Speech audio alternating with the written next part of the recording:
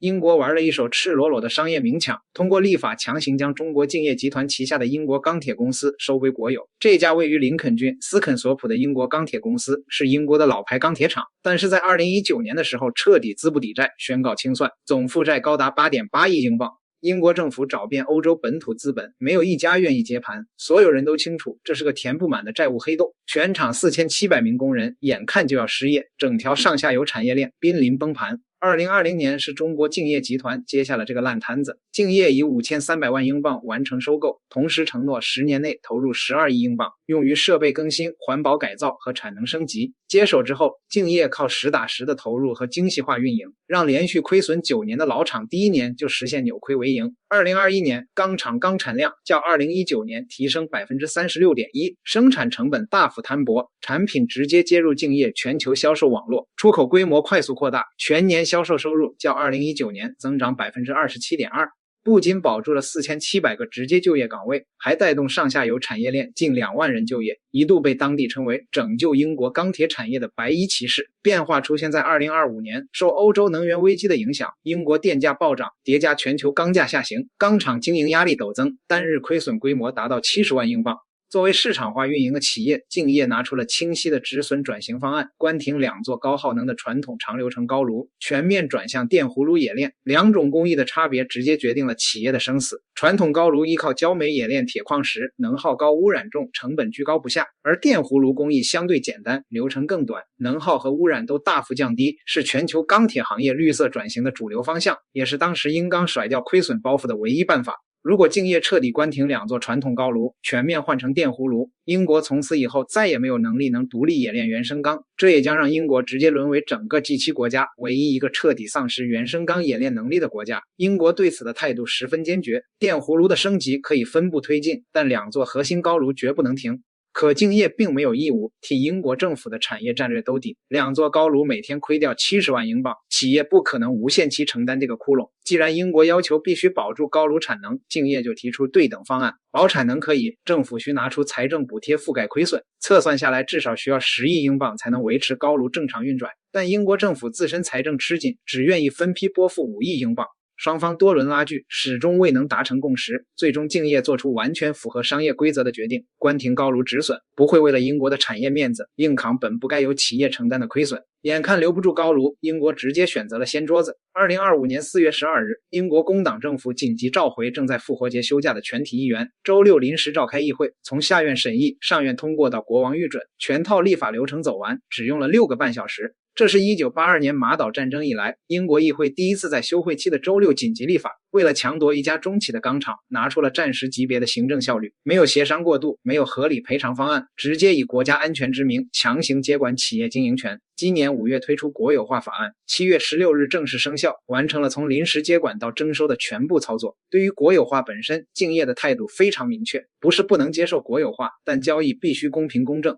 企业前后投入超12亿英镑，救活钢厂，还清债务，升级产线，不能被一纸法案逼得贱卖资产。目前敬业已正式依据中英双边投资协定启动磋商程序，态度非常强硬，悉数追偿，分毫不让。而英国政府最初给出的赔偿报价不足1亿英镑，甚至公开回应赔偿金额将独立确定，若有才需支付，等于把明枪摆到了台面上。更讽刺的是，英国接管之后才发现自己根本玩不转。根据英国国家审计署的数据，从2025年4月接管到2026年1月底，短短9个月，英国政府就砸进去 3.77 亿英镑维持运营，折算下来日均亏损约130万英镑，比敬业运营时期的亏损规模几乎翻倍，钱全砸在了维持高炉不熄火上，既没有技术升级，也没有效率提升，纯靠纳税人的钱硬撑场面。这件事最值得警惕的，从来不是一座钢厂的得失，它撕下了西方所谓契约精神、法治精神的假面。只要涉及他们认定的战略利益，所有商业规则、投资协定、产权保护，都可以在6个半小时之内被彻底推翻。从芯片到新能源，再到今天的传统钢铁产业，泛安全化的边界正在越扩越宽。今天能以国家安全之名没收一座钢厂，明天就能用同样的理由针对任何领域的外资企业。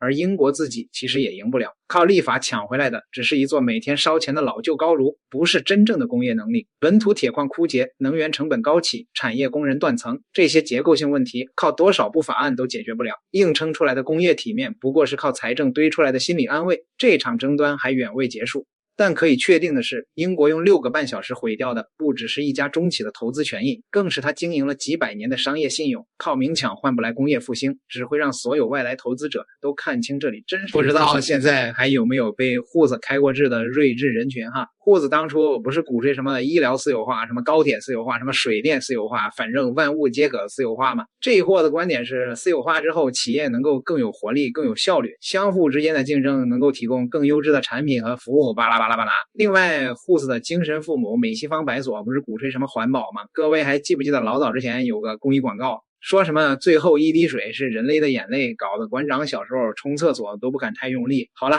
现在私有化和节约用水这2个回旋镖结结实实的扎在了胡子的精神父母，也就是西方白左老爷的脸上了。咋回事呢？最近小列坚及北爱尔兰不怎么联合王国炸了。7月20日，泰晤士河水务公司的债务直逼200亿英镑，英国的水利系统即将爆炸。如果以后再有人跟你逼什么私有化会引入竞争，可以让我们的生活成本更低，各位就可以把这个案例甩到他脸上。时间倒回1989年，那位著名的铁娘子撒切尔夫人带着对自由市场的狂热迷信，把原本属于国家的泰晤士水务公司给私有化了。众所周知哈，英子的工党是最喜欢搞所谓国有化的。最近抢劫钢铁厂的事就是由工党主导的，然后英子的保守党呢最喜欢搞私有化。泰晤士水务这个事呢，就是由保守党干的。当时英国政府为了把这家公司卖个好价钱，那可是相当大方，直接就清零了他的所有历史债务。也就是说，泰晤士水务当年是一个零负债、净身出户的状态走向资本市场的。撒切尔夫人当时向老百姓许诺，平民们把水务交给私人资本吧，资本家为了赚钱一定会拼命提高效率，给你们更新水管，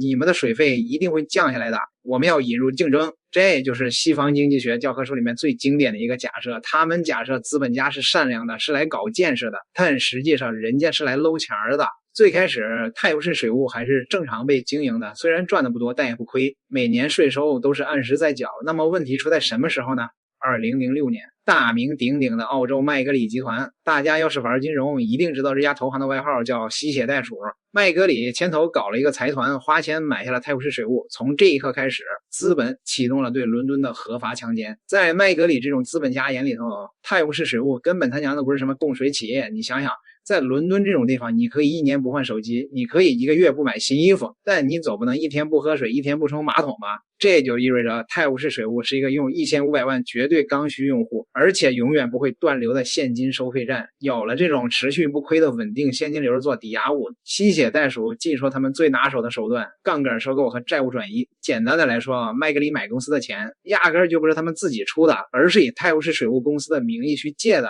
用公司自己卖身借来的钱买下公司之后，他们又继续以公司的名义在金融市场上疯狂发债。那借来的钱拿去干嘛了呢？反正不可能是拿去给老伦敦换新水管啊！这帮资本家把借来的几十亿英镑作为股息红利直接发给了自己。在长达10多年的时间里面，麦格里财团通过这种竭泽而渔的掏空战术，给自己发了近30亿英镑的巨额红利，顺便还用复杂的离岸避税架构把本应该交给英国政府的税款给洗得干干净净。等到2017年，吸血袋鼠发现这头奶牛已经被抽干了最后一滴血，连骨髓都快要被嘬干净的时候，他们拍拍屁股走人了，把股份转手卖给了下一波接盘的对冲基金，挥一挥衣袖，没有带走一滴泰晤士河的粪水，只留下一个负债高达上百亿英镑、千疮百孔的烂摊子。这下好了，钱分完了，那伦敦的烂摊子谁管呢？家家户户的水管谁修呢？那还不简单，没人管没人修呗。账本是可以靠做假账来粉饰的，但时间是无情的。到了2024到2026年，因为长达几十年拒绝在基础设施进行实质性的资本开支，泰晤士水务的管网彻底绷不住了。你知道2026年泰晤士水务每天要在地下漏掉多少自来水吗？5.7亿升，相当于每天漏掉220个奥运会标准游泳池。一边是地下水管疯狂漏水，一边是泰晤士水务对伦敦南部的劳工阶层发布了软管禁水令。也就是说，大热天的，老百姓连在自己院子里面接根水管、浇浇花、洗洗车都要面临高额的罚款，原因是水资源不够了，这是浪费，大家要节约用水啊，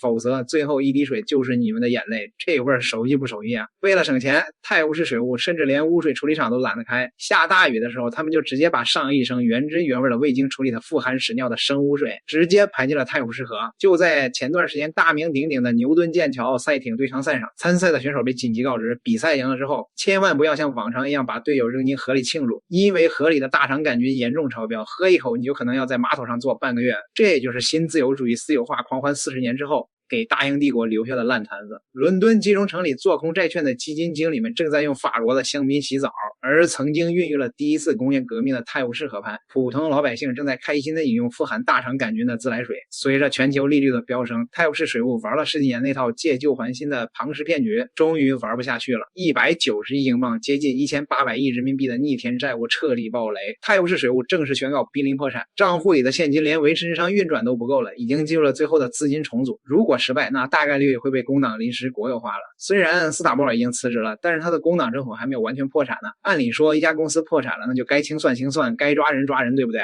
但是华尔街那帮债权人根本没在怕了，他们向英国政府下达了一份通牒，这根本不是什么商业谈判，这就是一场针对主权国家的公开金融恐怖袭击。华尔街的资本巨鳄们手里面捏着最完美的地缘人质，1500万伦敦及周边地区的老百姓，他们对着英国政府摊开了底牌。事儿呢就是这么个事儿，钱确实被我们前几任给抽干了，现在账上是个大窟窿。你们有2条路可以选，第一条路，你们重新搞国有化，但是对不起，按照法律，一旦国有化，这190亿英镑的烂账就得瞬间转移到你们大英帝国的资产负债表上，你们得让全英国的纳税人掏真金白银来替我们擦屁股。第二条路，如果你们不想掏钱，那就乖乖听我们的，立刻修改监管规则，允许我们把伦敦老百姓的水费略微涨个40%，并且你们必须容忍我们继续把屎尿直接排到河里，还得豁免我们所有因为排放污水而面临的环保罚款。排左老爷们都疯了，现在的流氓都这么不要脸的吗？把我们大英帝国的国有资产吃干抹净，回头爆雷了，你让我们英国老百姓一起给你们擦屁股，那英国政府敢硬刚吗？